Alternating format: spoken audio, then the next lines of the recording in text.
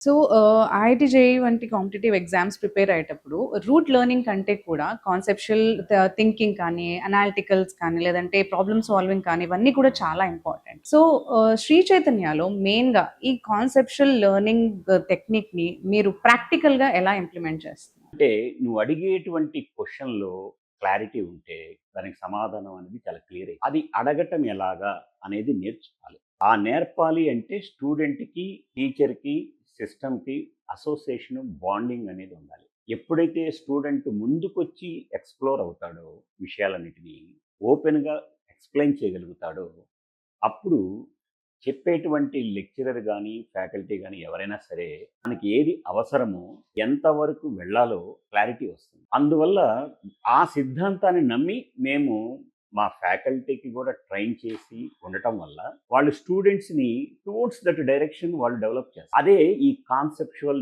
జర్నీలో చాలా యూజ్‌ఫుల్‌గా ఉంటుంది. వీటన్నిటికి కూడా ముఖ్యం ఏందంటే అడాప్టివ్ లెర్నింగ్ సిస్టమ్. ఇప్పుడు ఈ మధ్య కాలంలో వింటున్నాను ఈ పదం అడాప్టివ్ లెర్నింగ్ సిస్టమ్ అనేది. ఈ మధ్య ఐఐటీఏలో కూడా ఎవరో ఒక ప్రొఫెసర్ గారు అడాప్టివ్ లెర్నింగ్ సిస్టమ్‌ని ఇంట్రొడ్యూస్ చేద్దాం అనుకుంటున్నారు. ఇది ఆల్రెడీ చైతన్య చాలా ఏళ్ల క్రితం నుంచే ఇంట్రొడ్యూస్ చేసింది. ఇది చాలా గర్వంగా చెప్పుకోగలుగుతాం. పేరు అది కాకపోవచ్చేమో గానీ, the concept behind the adaptive learning system అనేటువంటిది ఫస్ట్ ఆఫ్ ఆల్ మనం ఇంట్రొడ్యూస్ చేసింది శ్రీ చైతన్య.